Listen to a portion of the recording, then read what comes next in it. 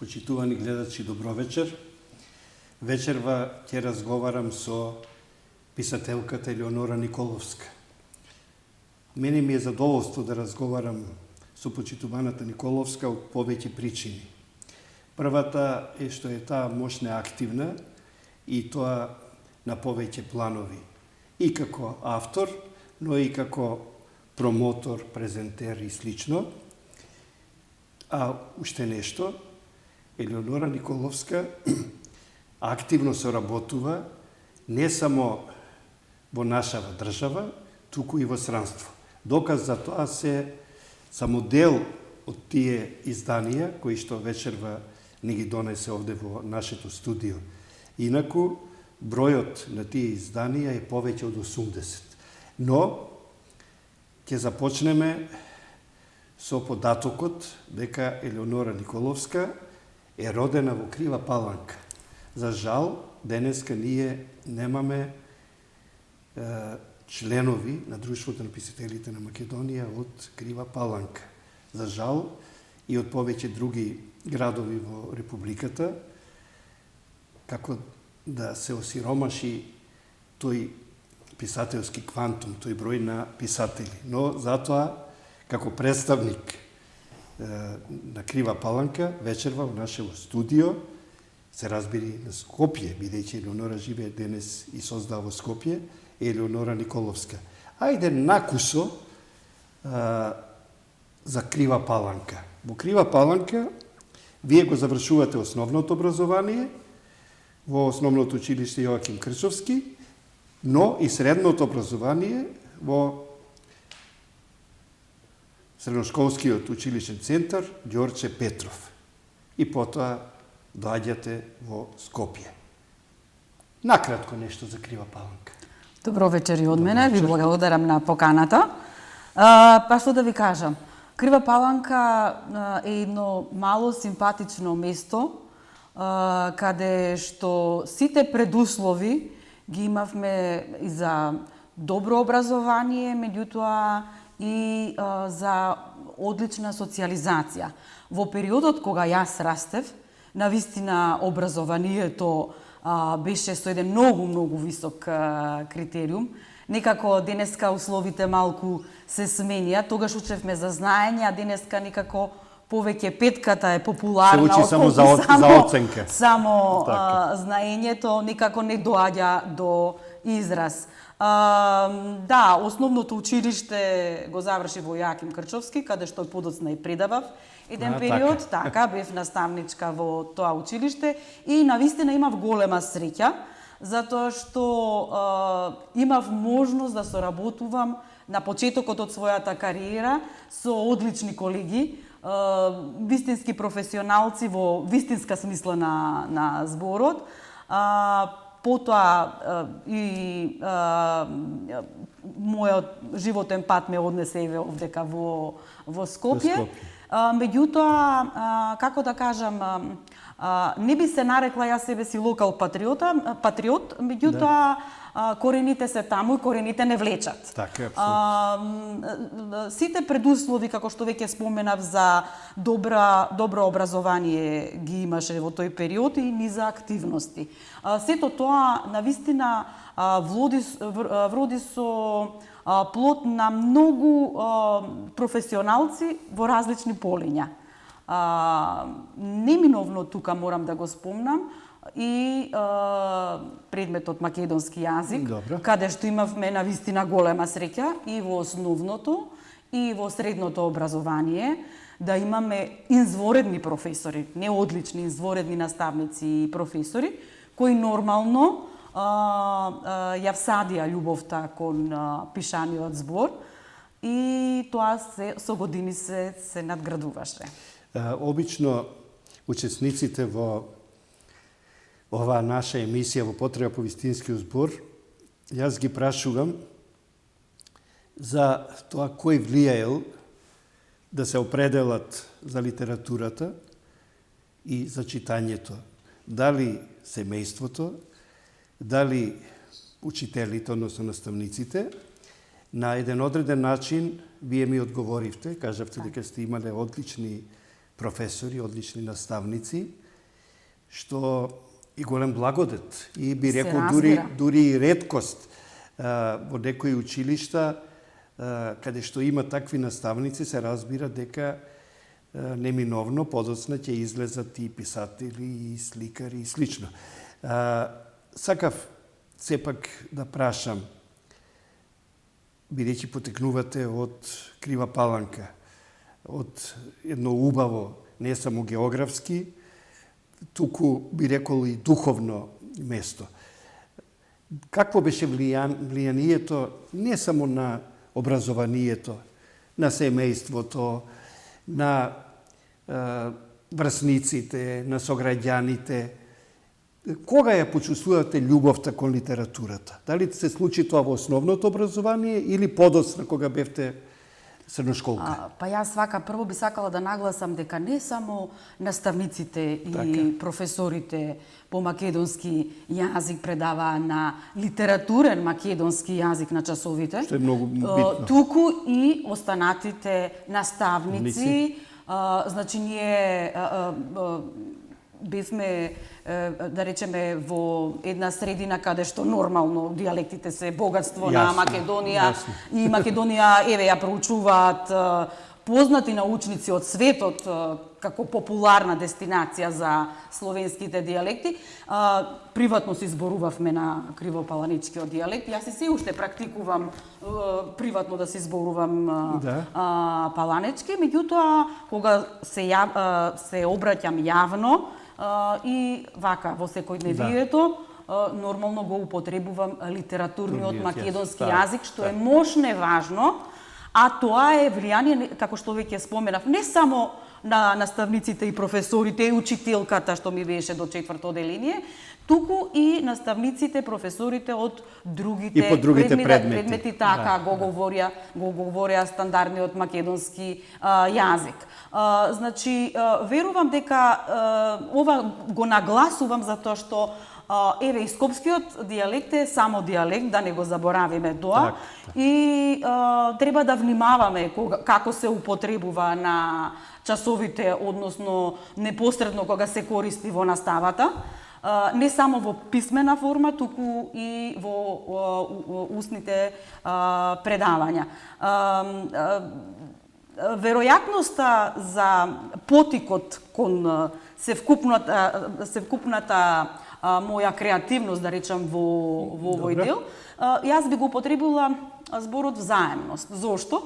Затоа што и самата средина, и самиот период тогаш беше, јас мислам дека 80-тите и 90-тите никако креативноста, литературата зема некој свој чекор и навистина имаше и интерес, и подкрепа, и поддршка. Меѓутоа, тогаш мораме да признаеме дека ги немавме социјалните мрежи. Така што читањето беше задоволство, не беше обврска. Секако и лектирите со задоволство сме ги читале, не е само дополнителната литература. Јас уште во основното образование ми се јави нормално интерес и желба да читам и пишувам, меѓутоа морам да ви признам дека јас не сакав да споделувам.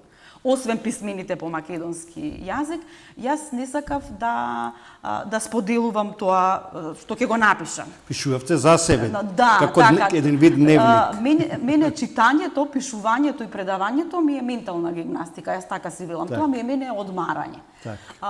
И многу малку луѓе знаеат дека јас пишувам, така што тоа се провлече еден подолг период, јас пишував, активно пишував, меѓутоа тоа не го споделував.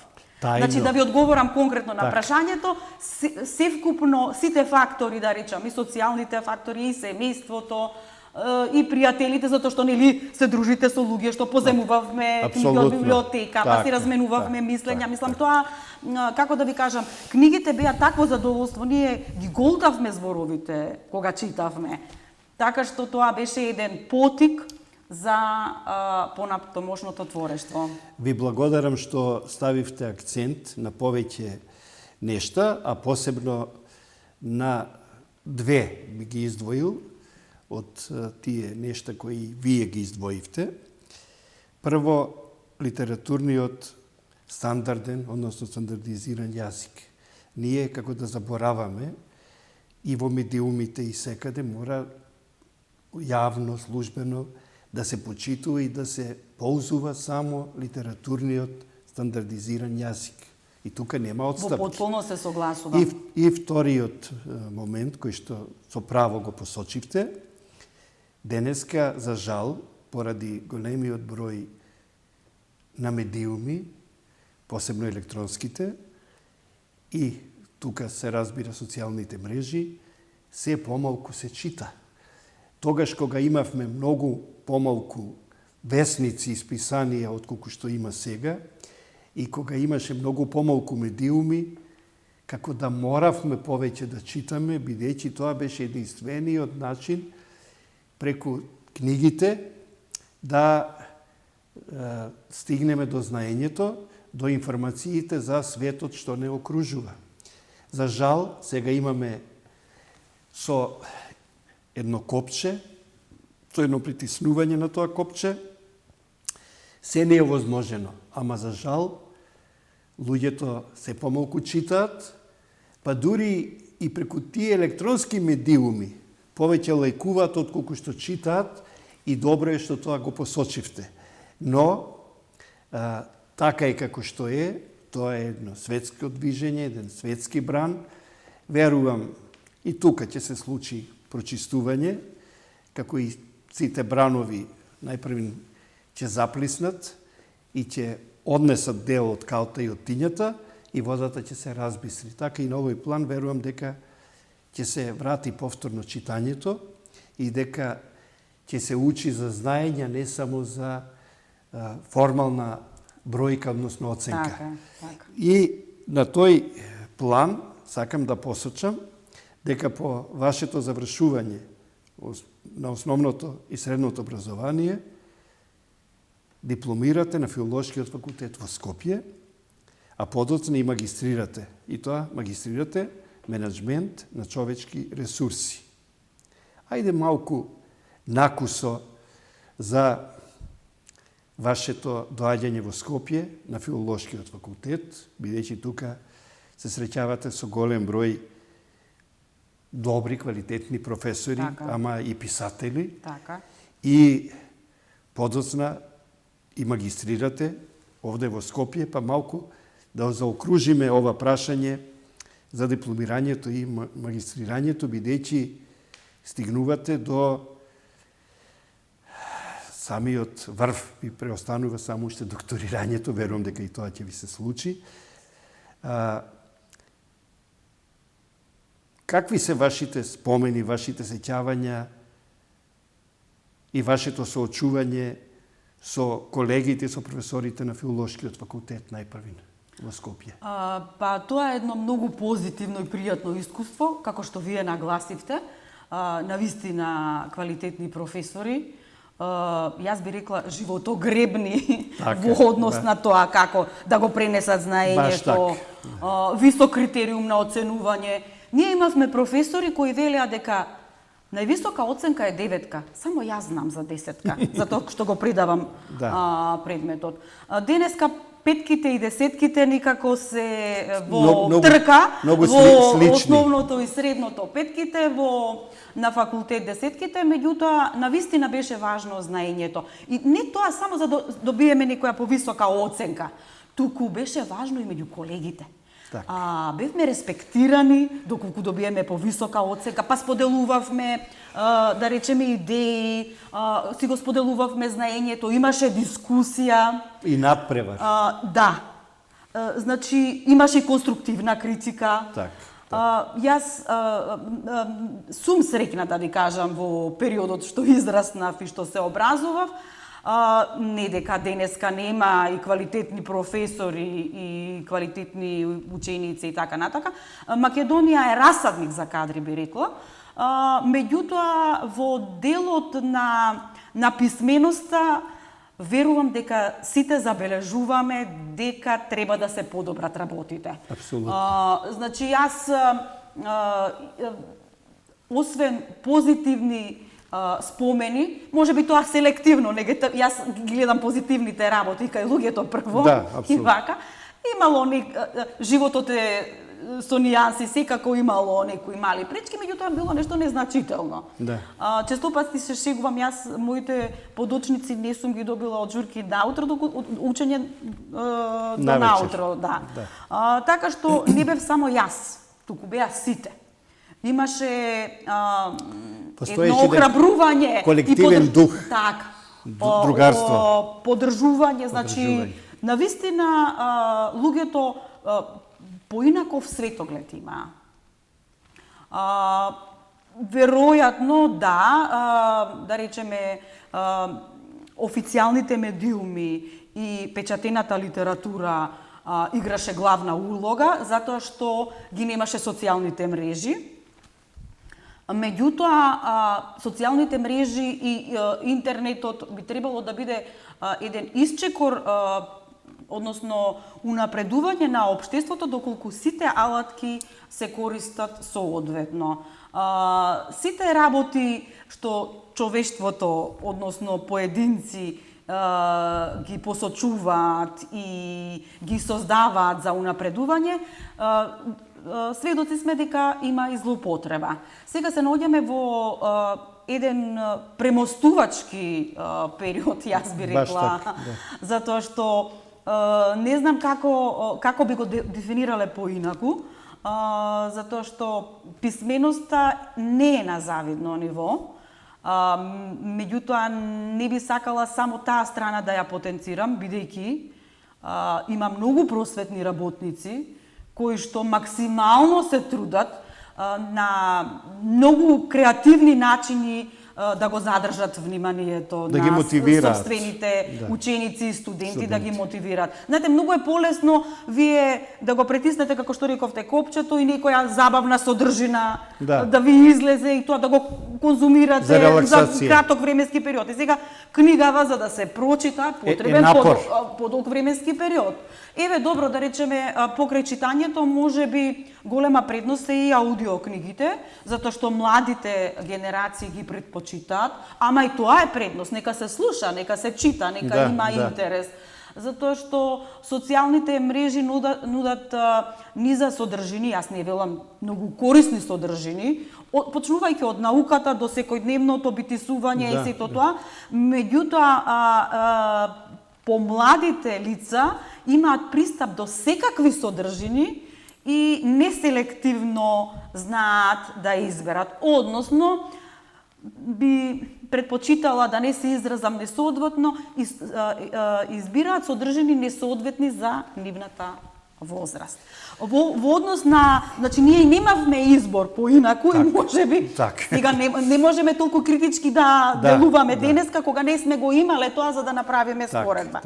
Меѓутоа предностите и од едното и од другото треба да се задржат и унапредат.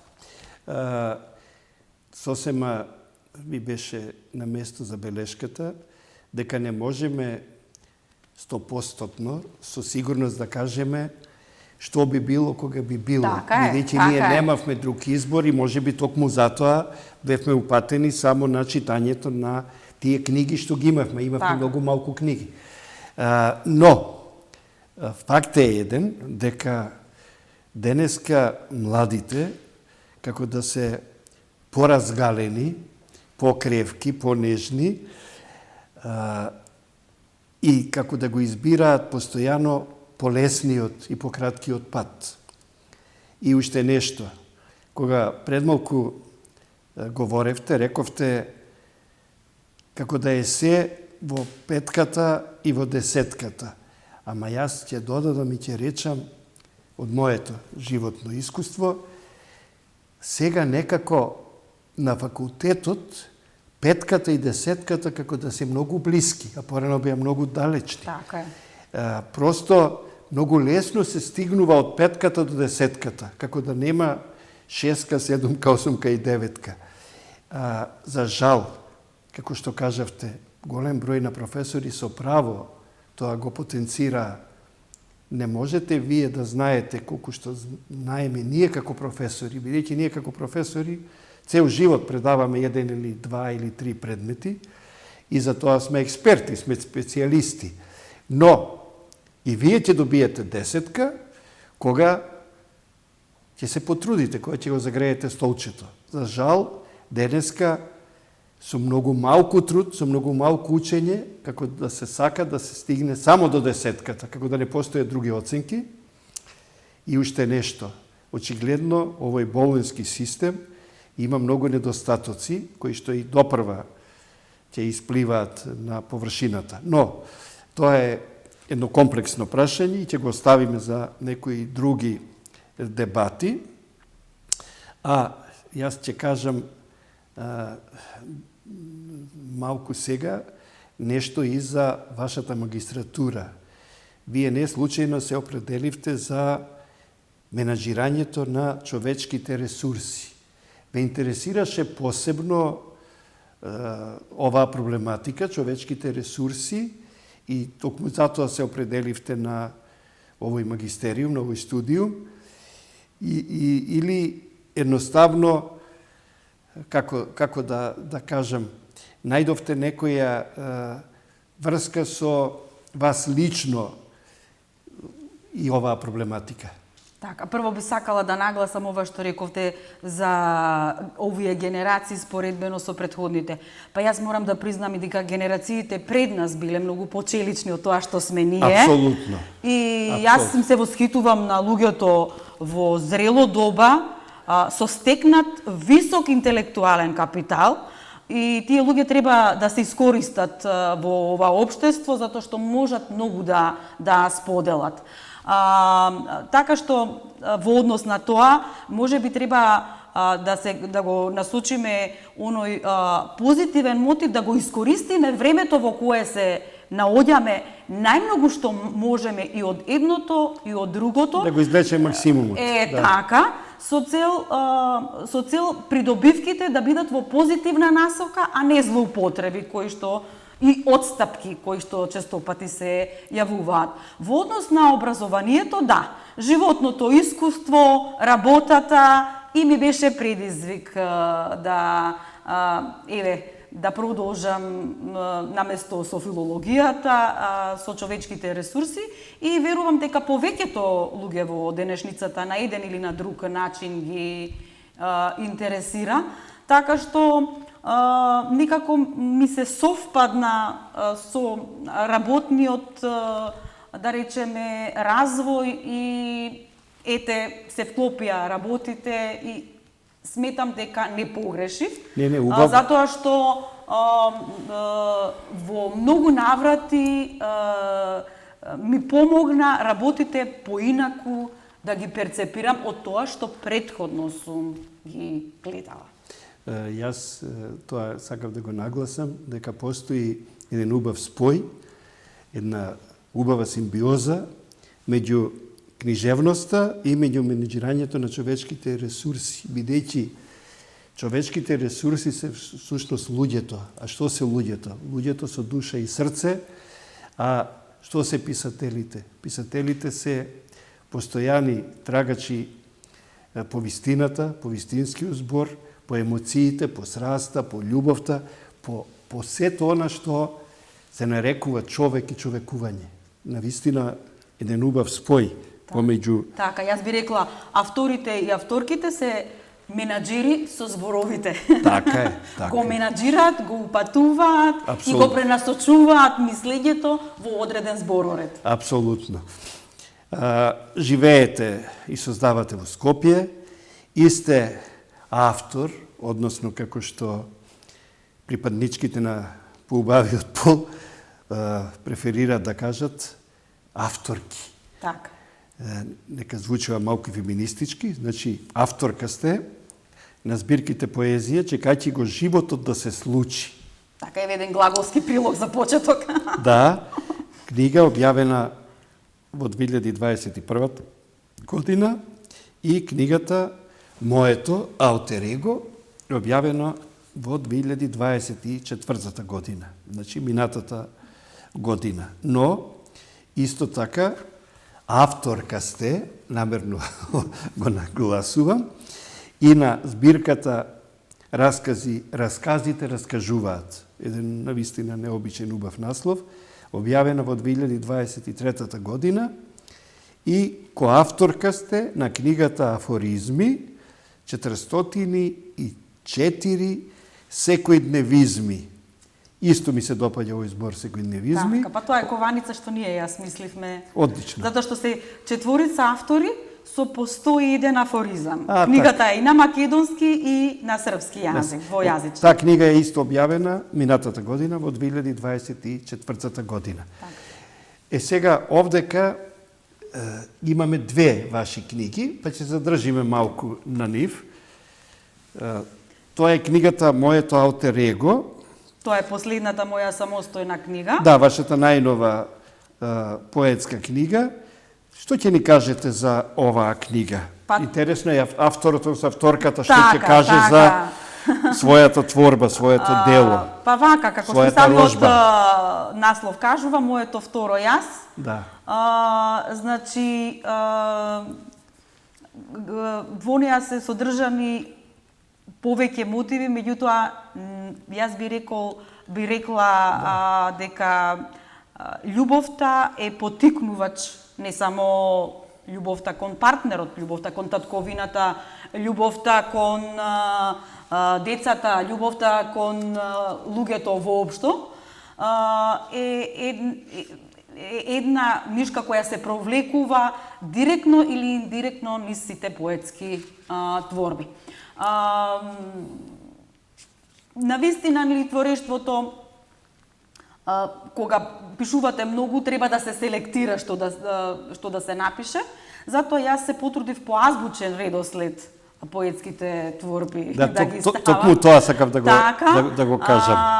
И не бирав да бидат само најдобрите поетски или наградените само поетски творби, туку да бидат различни поетски творби. Зборувам и по форма и по содржина, пристапни за сечи вкус.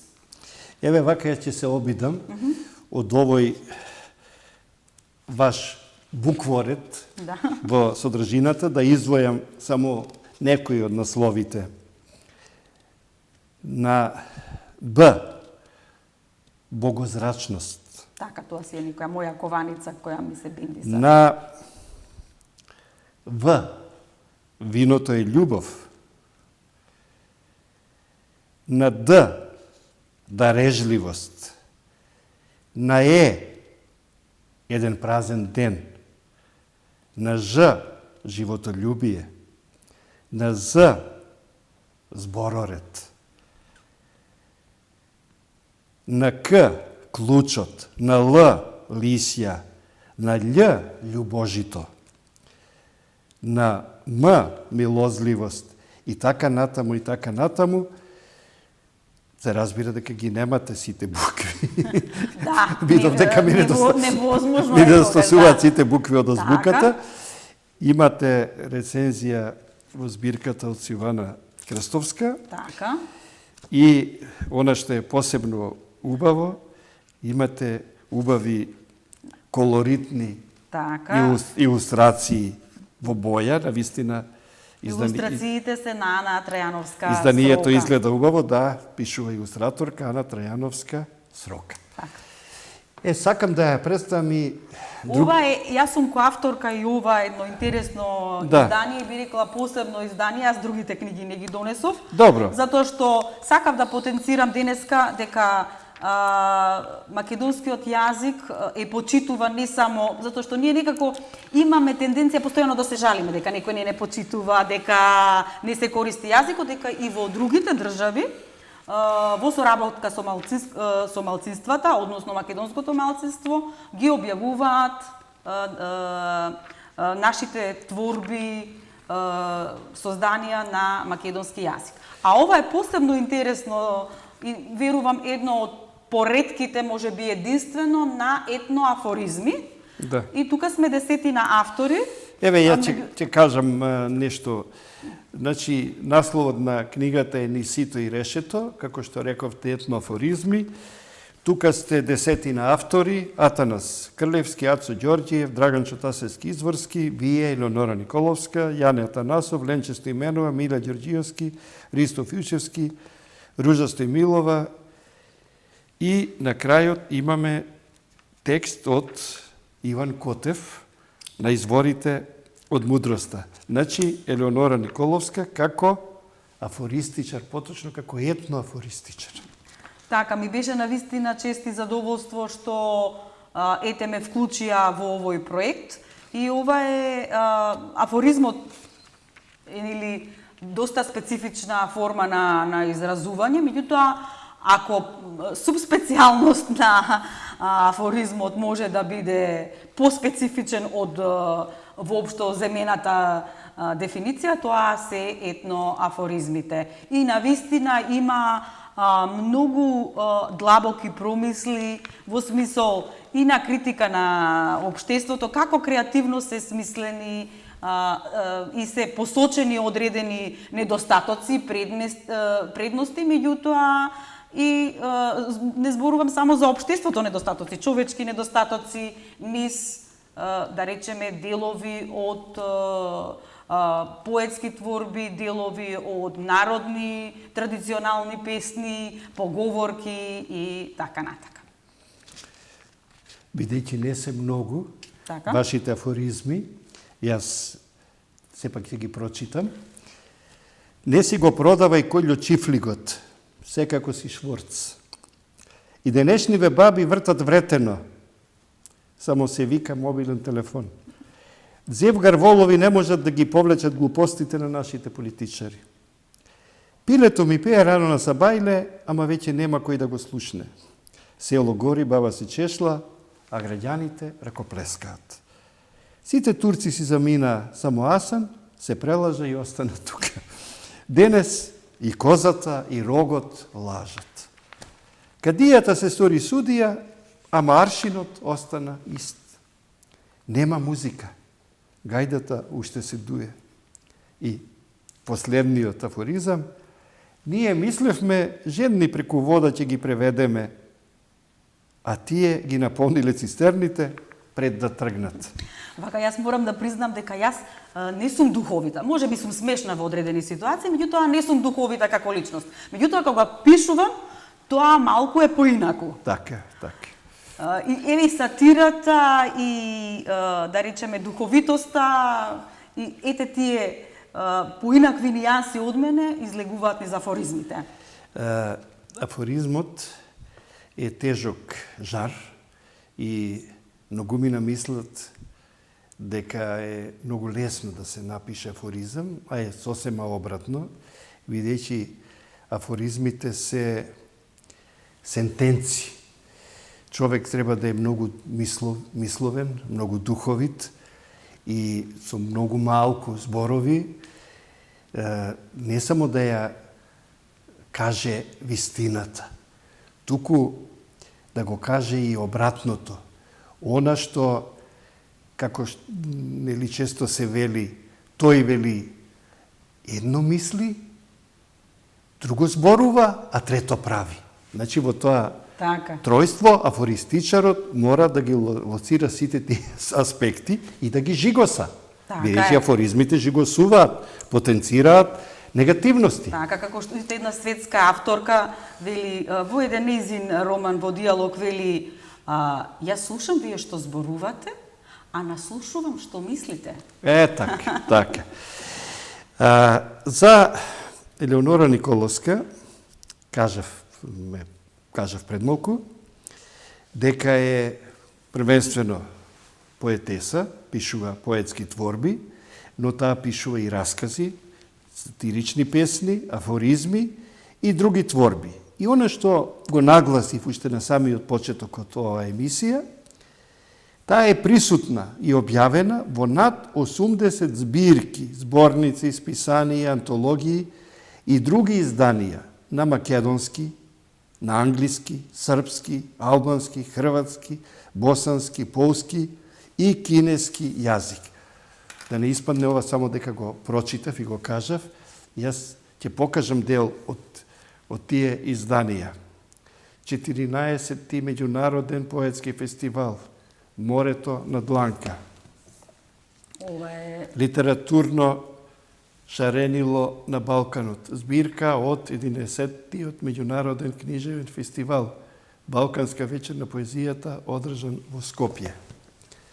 10 години вечер на македонскиот афоризам во Кочани. Фестивал на поезија за деца стихувалки. Меѓународен фестивал на поезија Панонски галеб. Збирка раскази од литературниот конкурс Раскажувам фотографија. Денови на сатирата Павле Тончич, зборник на афоризми. 9 меѓународни книжевни средби. Зборник од вршачките поетски средби. Ги преведувам, па е дозволено малку негде одлични сте, извежбани сте. Ако подзастанам. Извежбани сте. Поетска лира на мојот крај. Меѓународен поетски фестивал Литературни искри. Групен афористички портрет. Ајде малку да побрзам, бидејќи имам уште неколку книги. 6-та меѓународна книжевна антологија на културна различност или разноликост. Чувари на детството. Зборник со песни за деца. На албански јазик. Книга на албански јазик и 31-ви меѓународен фестивал или средба на поети во Индија, Србија. Ова е само дел од тие 80 книги, зборници, антологии и слично. Еднаш да прашам. Бројката е голема, 80 изданија. Тоа бара еден посебен, посветен ангажман. Контактирате со голем број автори? Да. Па знаете како, јас пишувањето на почетокот кога почнав да споделувам, а тоа се случи за време на короната, тоа беше на еден многу специфичен период во животот на сите нас. Да. И тогаш чисто сакав да видам како како одат работите, да се споделува низа работи, еве и јас решив мојата поезија, моите писанија воопшто да ги споделам.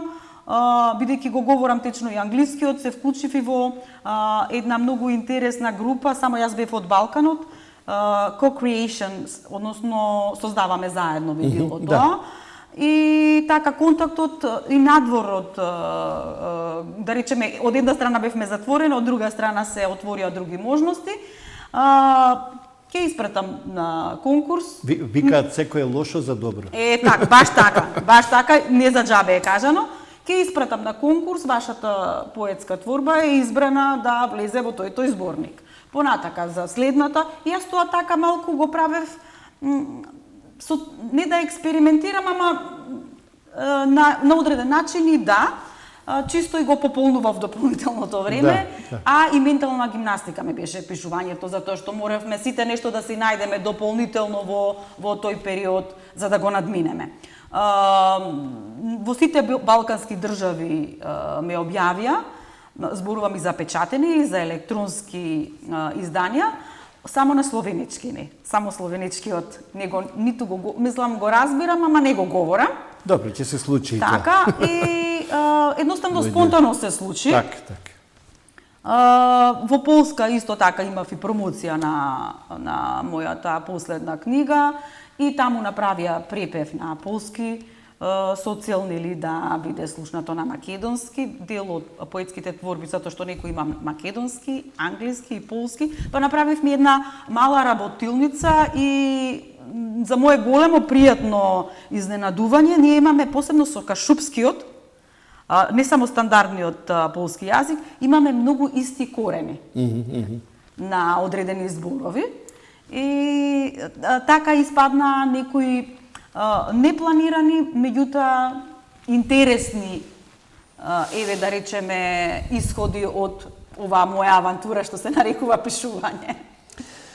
Како уредник и водител на оваа емисија, обично најтешките прашања ги чувам за крајот на разговорот, така ќе биде и сега во овој случај, кога ќе потенцирам нешто што мислам дека е посебно битно за вас и специфично, бидејќи вие сте една од ретките личности кај нас, која што многу сака, многу милува, многу предпочита да биде промоторка и модераторка за други автори. Така.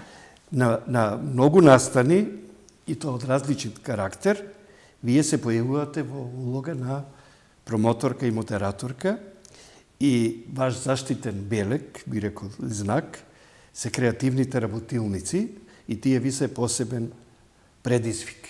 Така. Сакам малку повеќе да ми кажете во врска со ова.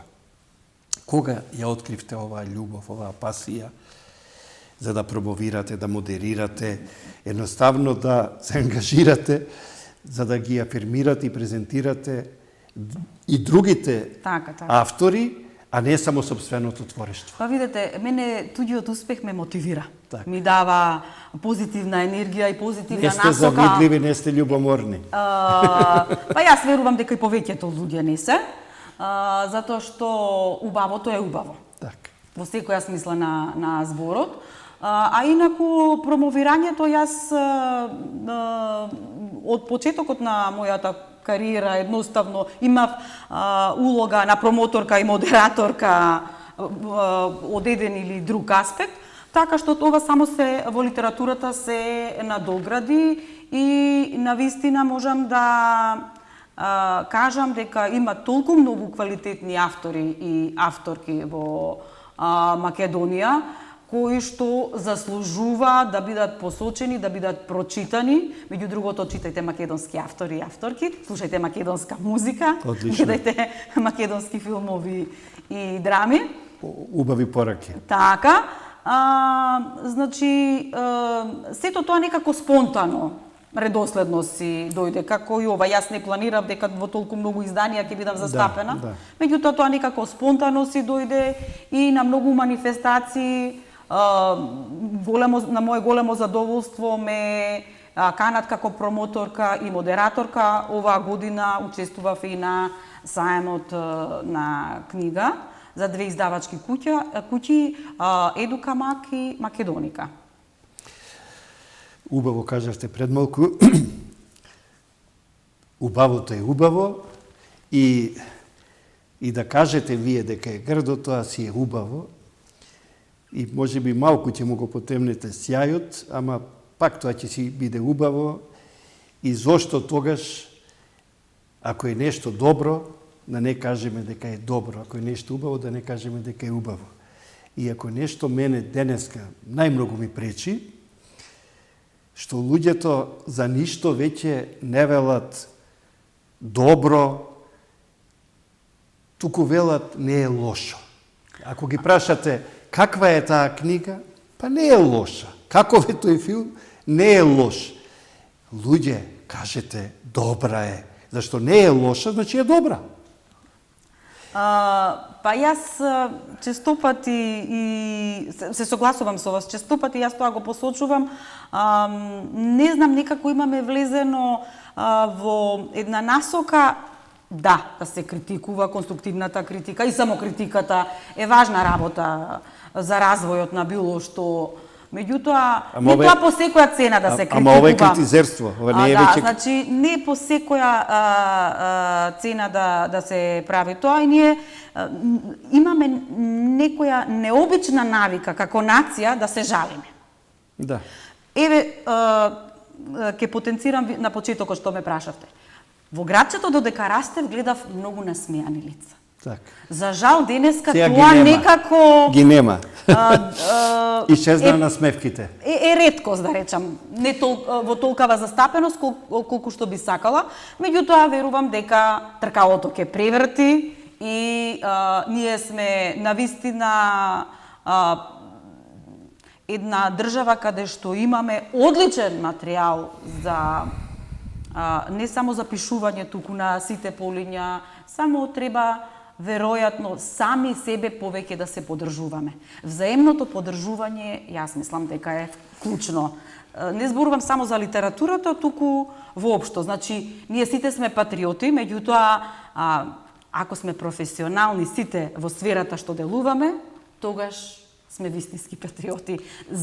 Не зборувам без разлика македонец или друга националност, сите националности што живеат во Македонија. Значи, ако сме професионалци во сферата каде што делуваме и ако взаемно се поддржуваме, тогаш општеството ќе функционира и државата ќе функционира. Се согласувам со вас и сакам да кажам дека големиот Петре М. Андреевски за критиката велеше: критиката не е фалење и кудење, туку толкување.